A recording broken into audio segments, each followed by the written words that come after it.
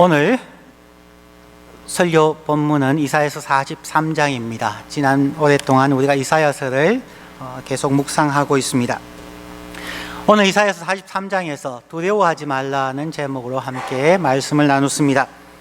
오늘도 한 책을 소개하면서 설교를 시작하겠습니다.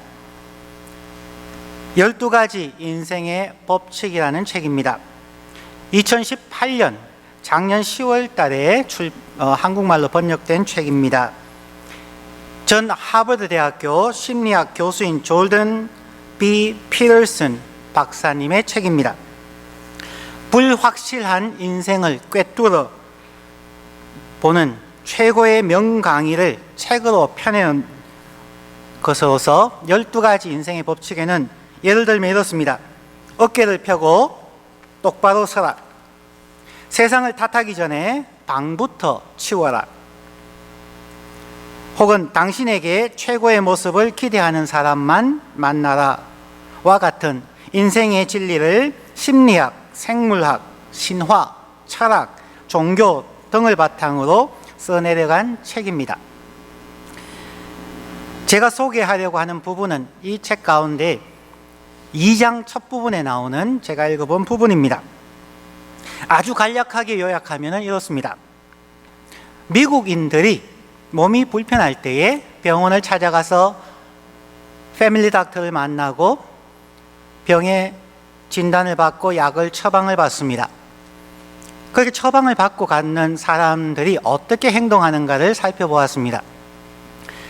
처방을 받고 간 미국 사람들의 3분의 1가량은 나오면서 병원에 갈 생각도 하지 아니하고 내 병은 내가 잘 알아, 그냥 괜찮아 라고 그냥 약을 섭취조차 하지 않는다는 것입니다. 두 번째 3분의 1에 해당하는 사람들은 약국에 가서 처방받은 약을 가지고 와서 한 3분의 1 정도까지는 먹다가 그 다음에는 잊어버리거나 게을러서 먹지 않는다라고 얘기합니다.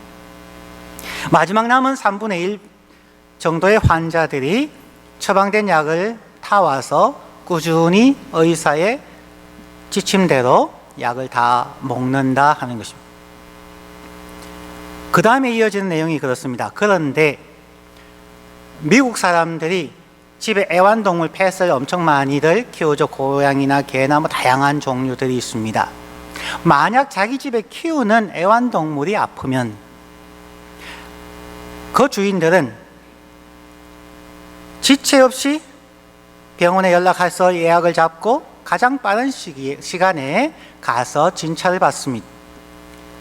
사람들은 보험 커버가 되지만 동물은 인슈런스 커버가 안 되는 경우가 많기에 그냥 진찰만 받아도 250불, 300불 나오죠. 그러나 갑니다. 병원에서 처방이 되면 그 약을 타와서 애완동물이 먹기 싫어하여도 두 사람이 꽉 잡고 제 시간에 꼬박꼬박 약을 끝까지 다 먹습니다. 그러면서 그 책의 이야기는 미국인들은 자기 자신을 동물보다도 사랑하지 않는다라는 거예요. 그 두 번째 챕터 2에 나오는 내용입니다. 여러분은 어떠합니까? 저와 여러분은 우리 자신을 얼마나 사랑합니까? 지난 주일에 이어서 우리 자신을 사랑하는 것, 그것이 어떻게 성경적이고 하나님이 원하시는 부분인가를 오늘 살펴보려고 합니다. 오늘 본문 이사야서 43장 전체 가운데 일단 1절부터 7절까지 우리가 봅니다. 1절부터 7절까지는 화면에 나오는 것처럼 이러한 구조로 되어져 있습니다. 원래는 저기 계단식으로 제가 만들어 놓았는데 PPT를 만들면서 이렇게 일직선이 되어 버렸네요. A, B, C, B', A'으로 되어서 처음과 끝부분이 같은 것이고 두 번째와 네 번째가 같은 B, B'이며 중간이 C, 가장 중요한 부분입니다. 1절 첫 부분에 내가 너를 창조하고 지었다. I created and formed you. 그리고 제일 마지막 7절에 가면은 내가 너를 창조하고 지었다. I created, formed you가 반복되어집니다. 즉 A와 A'에 해당하는 1절 처음과 7절이 같은 내용이라는 것입니다. 그것이 한 문단을 구성하고 있고, 잠시 안으로 들어오면 B와 B 프라임에 해당하는 부분, 두려워 말라, do not fear, 1절 하반절에 나오고 5절에 두려워하지 말라, do not be afraid라고 하는 동일한 의미가 나옵니다. 하나님이 우리를 창조하시고 지으셨기에 우리는 두려워하지 않아야 한다. 두려워하지 않으면 그 중심에 나오는 C가 4절, 오늘 본문 1에서 7절의 중심에 나오는 4절입니다. 내가 너를 사랑한다. 영어 성경에는 because I love you. 하나님과 우리와의 관계가 어떤가를 보여주는, 이렇게 스트럭처적으로 구성되어져 있는 부분입니다. 오늘 설교는 여기에 맞추어서 세 부분으로 짧게 나누려고 합니다. 첫 번째 부분은 1절과 7절에 나오는 내가 너를 창조하고 지었다는 부분입니다. 1절과 7절을 다시 읽습니다. 야곱아, 너를 창조하신 여호와께서 지금 말씀하시느니라. 이스라엘아, 너를 지으신 이가 말씀하시느니라. 너는 두려워하지 말라. 내가 너를 구속하였고 내가 너를 지명하여 불렀나니 너는 내 것이라. 7절로 갑니다. 내 이름으로 불려지는 모든 자, 곧 내가 내 영광을 위하여 창조한 자를 오게 하라. 그를 내가 지었고 그를 내가 만들었느니라. 하나님께서 아담과 하와를 하나님의 형상을 따라 창조하시고 지으신 것처럼 이스라엘 백성들에게 너도 너희들도 창조하고 지었다는 말씀입니다. 이 말씀은 우리 각 사람도 동일하게 하나님께서 자신의 형상을 따라서 창조하시고 지었다는 것입니다. 단순히 진흙으로 만든 것만이 아니고 단순히 염색체만으로 된 것이 아니라 매우 친밀한 관계로 창조되었다는 구절입니다. 1절에서 내가 너를 지명하여 불렀나니 너는 내 것이라. 하나님이 우리를 창조하고 지으셨지만 더 나아가서 관계성은 내가 너에게 이름을 붙여 너를 창조하였다 말합니다. 우리 주위에는 수많은 사람들이 있습니다.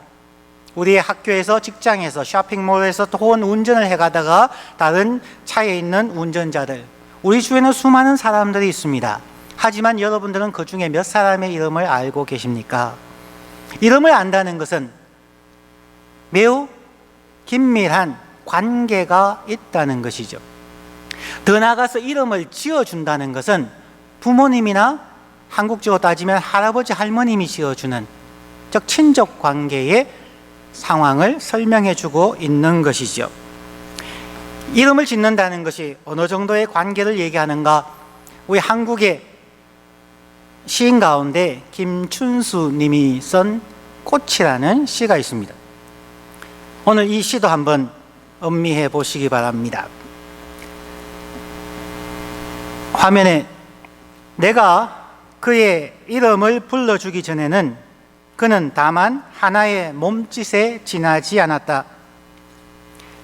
내가 그의 이름을 불러주었을 때 그는 나에게로 와서 꽃이 되었다. 내가 그의 이름을 불러준 것처럼 나의 이 빛깔과 향기에 알맞는 누가 나의 이름을 불러다오. 그에게로 가서 나도 그의 꽃이 되고 싶다. 우리들은 모두 무엇이 되고 싶다. 나는 너에게, 너는 나에게 잊혀지지 않는 하나의 눈짓이 되고 싶다. 이 김춘수 님이 아주 이사야서 43장의 의미를 이해하신 것인지도 모릅니다. 이름을 불러주기 전에는 사람은 그냥 하나의 몸짓, 하나의 개체에 불과합니다. 하지만 이름을 불러주는 순간 특별한 관계가 되어집니다. 이름을 불러주기 전에는 우리는 피차 타인입니다. 이사야서 43장은 바로 이러한 특별한 관계, 내가 너를 지명하여 불렀나니 너는 내 것이다 말씀하십니다.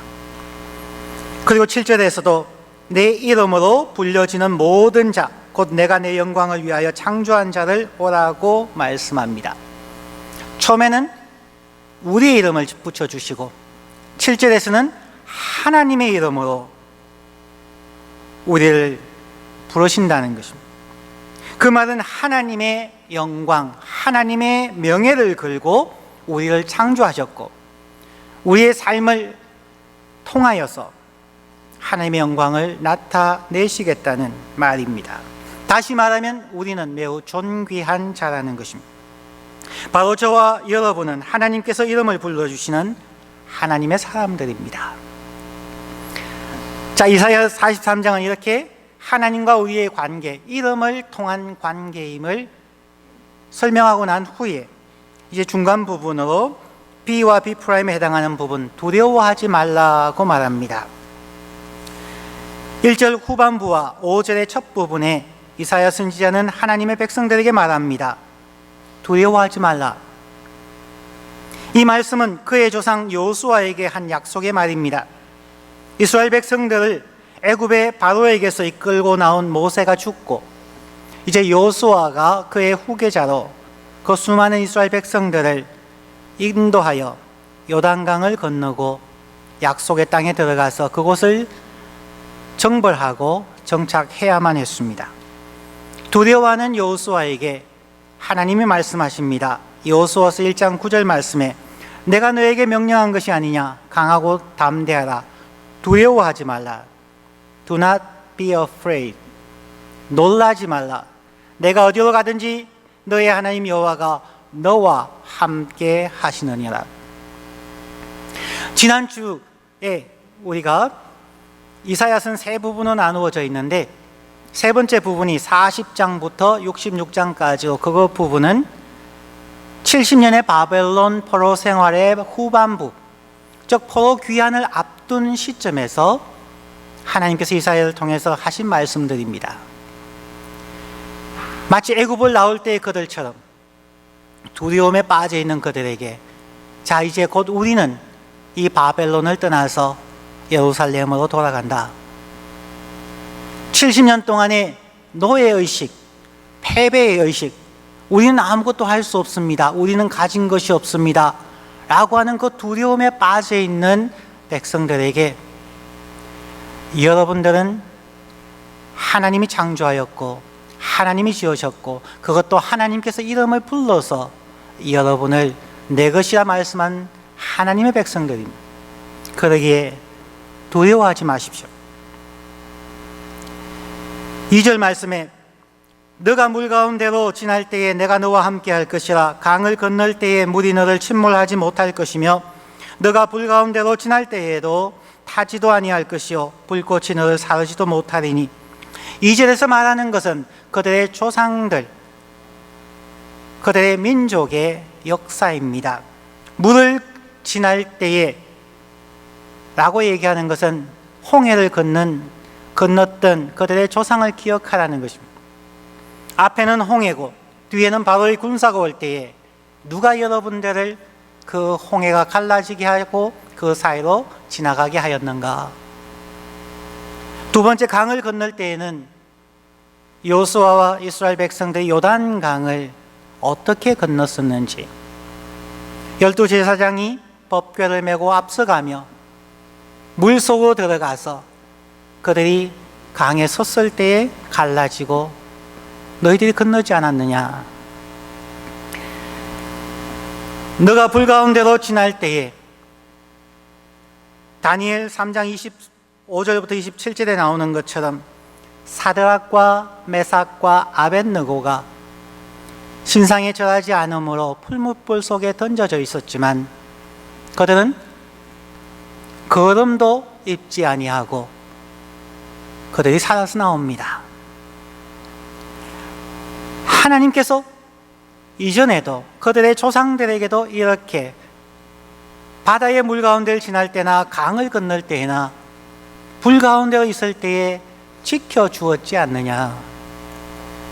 그러므로 지금 여러분이 가는 길도 어떤 것도 불꽃도 너를 사르지 못할 것이다. 그러니 두려워하지 말라 말합니다. 그 동일하신 하나님은 오늘날에도 저와 여러분들에게 동일한 말씀을 하실 것입니다. 우리의 삶의 어렵고 힘든 부분들, 개인과 가정과 학업과 직장과 앞날에 대해서 두려워하는 우리에게 동일하게 내가 너를 창조하였고 지었다, 내가 너를 지명하여 불러 내 것이라 선언한다, 두려워하지 말라 말합니다. 그렇게 하시는 가장 근본적인 문제가 무엇인가, 이유가 무엇인가 라는 부분이 바로 가장 중간 부분 C 부분에 해당하는 내가 너를 사랑한다, because I love you 라는 부분입니다. 4절 말씀 읽습니다. 너가 내 눈에 보배롭고 존귀하며 내가 너를 사랑하였은즉 내가 너 대신 사람들을 내어주며 백성들이 너의 생명을 대신하리니. Since you are precious and honored in my sight and because I love you. 하나님의 사랑, 그리고 하나님의 눈에 우리는 보배롭고 존귀한 자이기 때문에 하나님께서 임마누엘로 동행하시고 이끌어 가시고 우리의 삶을 뒤돌아보았을 때는 에베네셀의 하나님, 여기까지 도우셨습니다 고백하게 하시는 그 하나님, 그 하나님의 사랑 때문에 우리가 두려워하지 아니하고 나아갈 수 있다는 것입니다. 동일한 문구는 하나님께서 예수 그리스도를 땅에 보내어 주셨을 때에 하신 말씀이기도 합니다. 우리가 잘 아는 요한복음 3장 16절 말씀에 하나님이 세상을 이처럼 사랑하사 For God so loved the world. 왜냐하면 하나님이 세상을 이처럼 사랑하셨기 때문에 라고 그 다음이 나옵니다. 예수 그리스도의 십자가 이전에 우리를 향한 하나님의 사랑이 먼저라는 것이죠. 저와 여러분이 하나님의 눈에 보배롭고 존귀하며 하나님께서 우리를 사랑하셨기에 독생자 예수 그리스도를 땅에 보내어주시고 우리의 모든 죄를 대신 짊어지시고 십자가에 죽으셨습니다. 그러면 누구든지 예수 그리스도를 나의 주, 나의 하나님으로 고백하는 사람은 구원을 받습니다. 저와 여러분은 하나님께서 사랑하시기 때문에 창조하셨고 사랑하시기 때문에 구원을 주셨고 하나님의 백성으로 함께 살아가게 하십니다. 우리는 하나님을 믿는다고 고백하지만 우리의 일상에서 두려워하는 경우가 참 많이 있습니다. 여러 가지 이유 때문이죠. 건강, 돈, 직장, 가족, 미래 등 참으로 우리를 두렵고 어렵게 하는 경우가 많이 있습니다. 그때마다 하나님의 말씀을 붙잡고 더 나아가서 하나님의 마음을 우리의 마음으로 부둥켜 안아야 할 것입니다. 지난주에 소개드렸던 부분, 오늘 다시 하겠다고 말씀드렸던 부분을 다시 합니다. 지난주에 그렇게 말씀드렸죠. 하나님을 사랑하라, love your God. 이웃을 사랑하라, love your neighbors. 너 자신을 사랑하라, love yourself 가운데 어느 것이 가장 중요하냐 하는 질문을 드렸었습니다. 저는 줄기차게 love yourself가 먼저라고 이야기합니다. 그런데 지금은 1090년부터 1153년까지 살았던 베르나르두스가 쓴 책 하나님을 사랑하는 것, 한국에서는 하나님의 사랑이라는 제목으로 번역되어져 있는 책에 4가지 단계의 사랑을 정리하고 있습니다. 첫 번째 단계의 사랑은 자기 자신을 위하여 자기를 사랑하는 것. 둘째 단계는 자기 자신을 위하여 하나님을 사랑하는 것. 셋째 단계는 하나님을 위하여 하나님을 사랑하는 것. 가장 높은 넷째가 하나님을 위하여 자기 자신을 사랑하는 것이라고 정의하고 있습니다. 우리가 우리 자신을 위해서 자신을 사랑하면 매우 탐욕적인, 이기적인 사람이 될 것입니다. 자기 자신을 위해서 하나님을 사랑하게 되면 우리는 기복신앙에 빠지게 될 것입니다. 하나님을 위해 하나님을 사랑하게 되면 우리는 비현실적인 위선자들이 될 수밖에 없습니다. 자기는 없고 그냥 하나님을 위해서 하나님을 존재한다는 것. 하나님을 위하여 하나님이 창조하시고 지으시고 이름을 불러서 하나님이 것을 만들어주신 그 하나님의 사랑 때문에 그 하나님을 위하여 자기를 사랑하는 것, 그것이 그리스도인의 삶이라는 것입니다. 성도 여러분, 우리의 자녀들이 자기 자신만을 위해 사는 사람이 되기를 원하십니까? 아니죠. 우리의 자녀들이 부모를 위해 살기를 원하십니까? 자녀들이 직장 생활해서 돈 벌고 부모님에게 용돈 주고 부모의 노후를 위해 살기를 원하시는 분이 있으십니까? 아니지요. 우리는 우리의 자녀들이 부모의 사랑을 받고, 물론 하나님의 사랑을 받고, 교육을 받고 잘 성장해서 그들 자신을 사랑하고 셀프 에스팀을 높이고 자신감 있게 사회에서 직장 생활하고 또 가정 생활을 하고 행복하게 사는 것, 그것이 모든 부모님들의 바람이 아닐까요? 그게 하나님의 마음이라는 것입니다.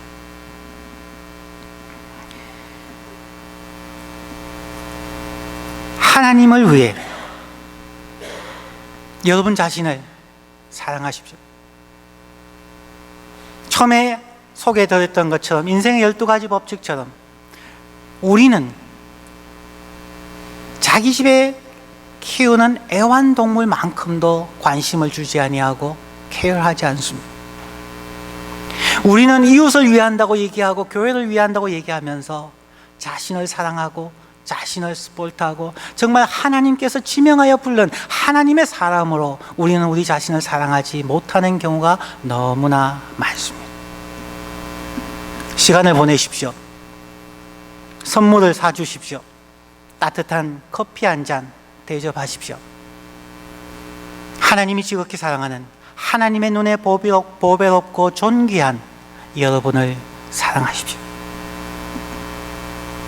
오늘 말씀을 정리합니다. 여러분, 이사야서 43장을 통하여서 어떻게 하나님은 우리에 대한 사랑을 논리적으로 전개하셨는가? 우리를 창조하시고 지으시고 이름 불러서 너는 내 것이고 나는 너의 것이라 상호관계를 설명하시고 두려워 말라. 너가 나이기에 내가 너이기에 너의 아픔이 나의 아픔이고 나의 아픔이 너의 아픔이 되기를 원한다. 너의 행복이 나의 행복이고 나의 행복이 너의 행복이 되기를 원한다. 왜냐하면 내가 너를 사랑하기 때문이다. 이제 두려워하지 마시고 하나님을 위해서 여러분을 진정으로 사랑하는 귀한 성도님들 되시기를 간절히 축원합니다. 기도합니다.